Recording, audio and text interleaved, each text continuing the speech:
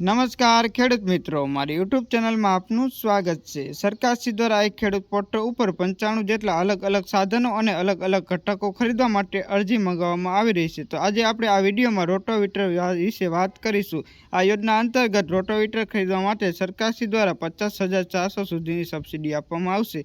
તો જો તમે અલગ અલગ સાઇઝનું રોટોવીટર ખરીદો તો તેમાં અલગ અલગ સબસિડી આપવામાં આવશે। તો આપણે આ વિડીયોમાં જોવાના છીએ કે તમે કેટલા ફૂટનું રોટોવીટર ખરીદો તો કેટલી સબસિડી મળશે। આ યોજના અંતર્ગત લાભ લેવા માટે કયા ડોક્યુમેન્ટની જરૂર પડે અને અરજી કઈ રીતે કરવી તેની સંપૂર્ણ માહિતી આ વિડીયોમાં જોવાના છીએ। તો આ વિડીયો પૂરેપૂરો જોવા વિનંતી। અને જો તમે અમારી યુટ્યુબ ચેનલમાં નવા હોય તો અમારી યુટ્યુબ ચેનલ સબસ્ક્રાઈબ કરી લો, જેથી આવી જ અવનવી યોજના અને સબસિડી વિશે માહિતી તમને મળતી રહે।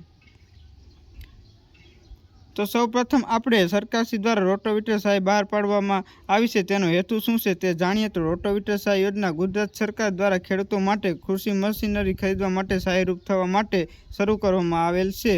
આ યોજના હેઠળ ખેડૂતોને રોટોવીટર જેવી મશીનરી ખરીદવા પર સબસિડી આપવામાં આવે છે, જેનાથી ખેડૂતોની કામગીરી વધુ અસરકારક અને ખર્ચ અસરકારક બને। એટલે કે સરકારશ્રી દ્વારા જે ખેતી કામ છે તે ખેતી કામગીરી વધુ અસરકારક બને અને ખર્ચ પણ વધુ અસરકારક બને તે માટે રોટોવીટર સહાય યોજના બહાર પાડવામાં આવી છે। આ યોજના હેઠળ તમને 50,400 સુધીની સબસિડી આપવામાં આવશે। તો હવે આપણે આગળ જોઈએ કે કોને કેટલી સબસિડી મળે અને કેટલા ફૂટના રોટોવીટર પર કેટલી સબસિડી મળે।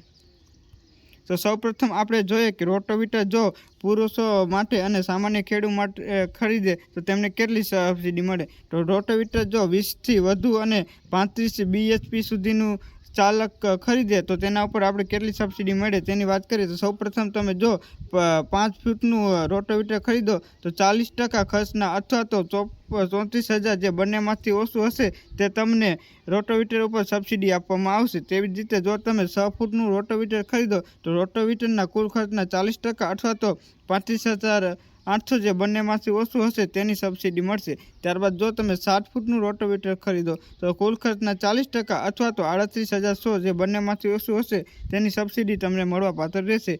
તેવી જ રીતે જો તમે 8 ફૂટનું રોટોવીટર ખરીદો તો કુલ ખર્ચના 40% અથવા તો 40,300 જે બંનેમાંથી ઓછું હશે તે તમને સબસિડી મળવાપાત્ર રહેશે।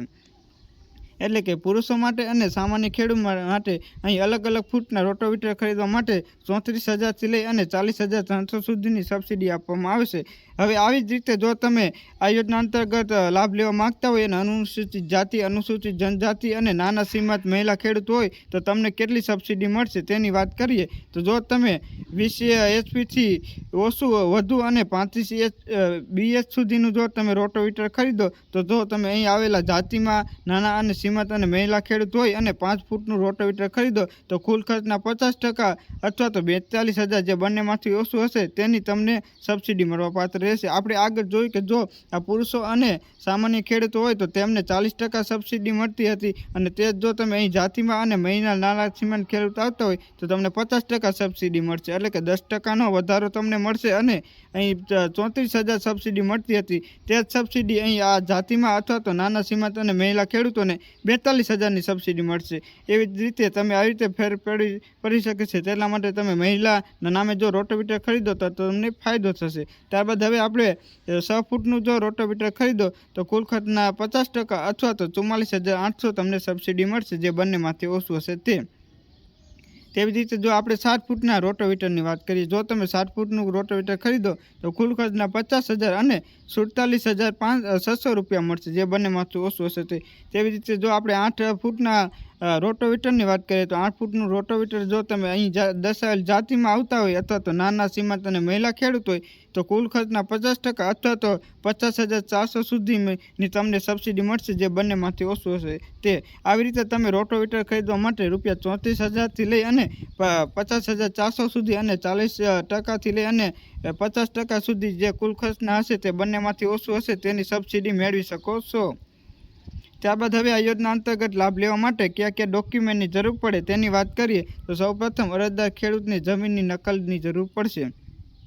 ત્યારબાદ જોઈએ કે જો તમે એસસી જ્ઞાતિમાં આવતા હોય તો તમારું જ્ઞાતિનું સર્ટિફિકેટ જોઈશે, અને જો તમે એસટી જ્ઞાતિમાં આવતા હોય તો તેનું સર્ટિફિકેટ જોઈશે. ત્યારબાદ તમારા રેશન કાર્ડની નકલ જોઈશે. ત્યારબાદ લાભાર્થી ખેડૂતના આધાર કાર્ડની નકલ જોઈશે. ત્યારબાદ જો તમે દિવ્યાંગ હોય અને આ યોજના અંતર્ગત લાભ લેવા માંગતા હોય તો દિવ્યાંગ સર્ટિફિકેટ જોઈશે. ત્યારબાદ જો તમે આત્માનું રજિસ્ટ્રેશન ધરાવતા હોય તો તેની વિગત જોઈશે. ત્યારબાદ જો તમે ખેડૂત સહકારી મંડળીના સભ્ય હોય તો તે સહકારી મંડળીના સભ્યની વિગત જોઈશે. ત્યારબાદ જો તમે દૂધ ઉત્પાદન મંડળીના સભ્ય હોય તો તેની વિગત જોઈશે અને તમારો મોબાઈલ નંબર જોઈશે.